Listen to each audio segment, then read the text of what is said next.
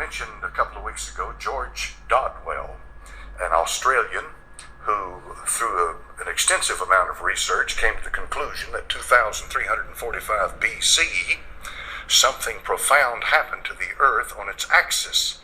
And because the tilt of the axis of the Earth was tilted to 23.5 degrees, it made some profound changes to the Earth. And his conclusion was that some catastrophic event brought that about. Now, of course, we know what that catastrophic event is, don't we? It's universal flood. Now, just think about all of that water that's come down on the earth and how it could affect the earth. That's a lot of water. And the Bible says that the waters from above, not only from beneath, but from above, the fountains were opened up and it came down. So it tilted the earth on its axis.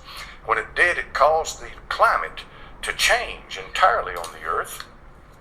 And we have, this is the typical stuff that you get here.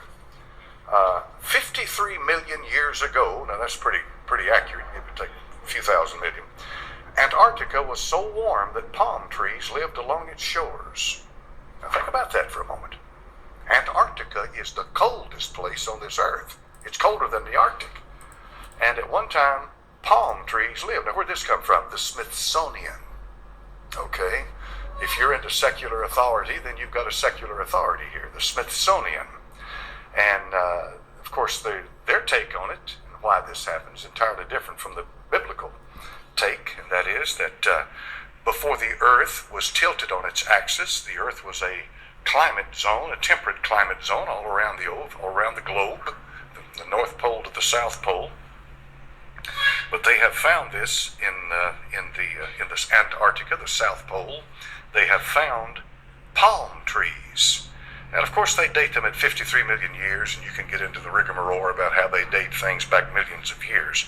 But the bottom line is that they admit that at one time, the Antarctica, which is the coldest place on Earth, was a temperate climate, tropical climate. That's amazing. Then have you heard of the Bereshovka mammoth? This is a mammoth that was found in Siberia in the I think 2000, I don't have a date here. I think I've got a date somewhere, but I don't have it right in front of me. But it hadn't been that long ago.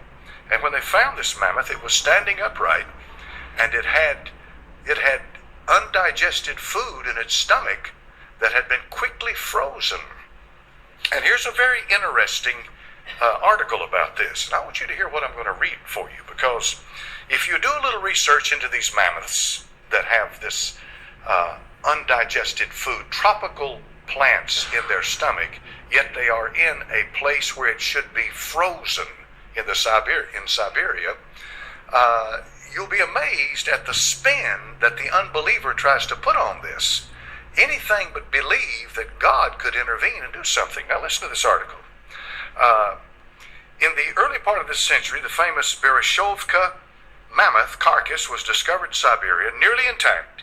The animal was found buried in silty gravel, sitting in the upright position. The mammoth had a broken foreleg, evidently caused by a fall from a nearby cliff 10,000 years ago. Take their dates with a ton of salt, okay? The remains of its stomach were intact, and there were grasses and buttercups lodged between its teeth. Remember that word, buttercups. The flesh was still edible, but reportedly not tasty. I wouldn't want to be the one trying to eat something been stuck down there. Let somebody else try that. Anyway, no one has ever satisfactorily explained how the Bereshovka mammoth and other animals found frozen in the subarctic could have been frozen before being consumed by predators of the time. Some have proposed a sudden change in climate, but this hardly seems a likely explanation.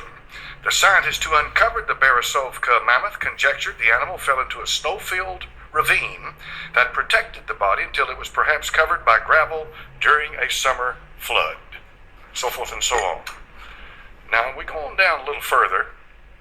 They give some theories, theory 1, theory 2, the problem, so forth. But listen carefully to this now. This is a good summation. To get to the bottom of the mystery, scientists consulted experts in the deep freeze butchery industry.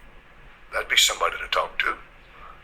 However, instead of clearing things up, they made them much more troublesome.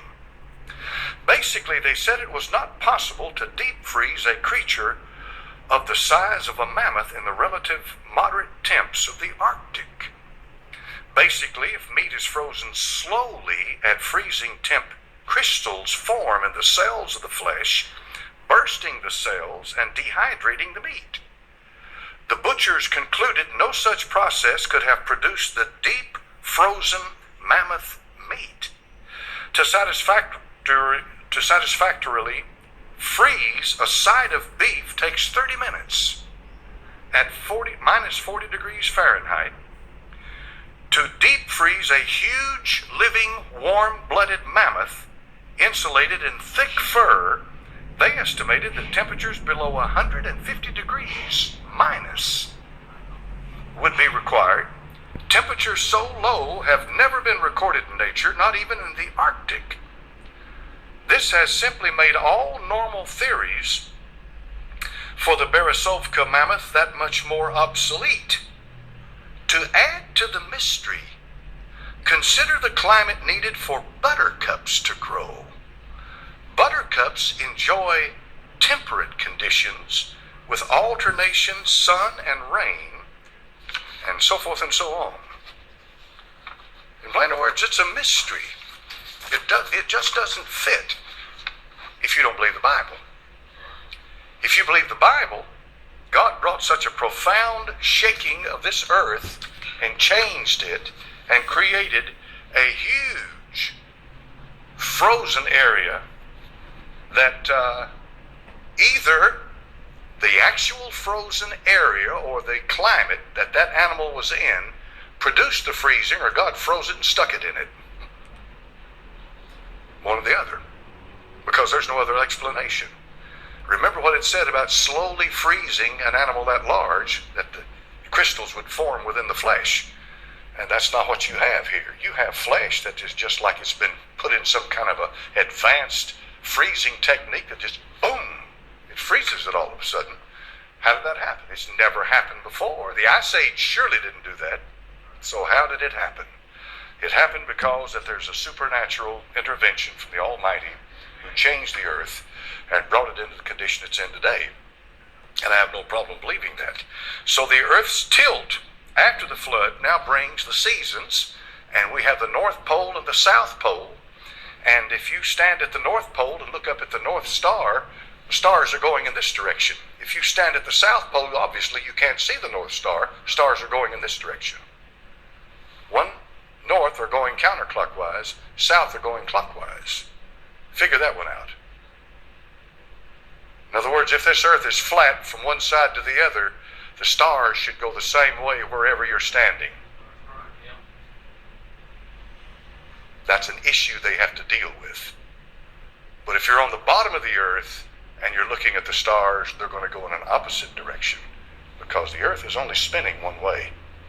See? And the stars in relation to the earth remain fixed, and so they appear to be moving in a different direction.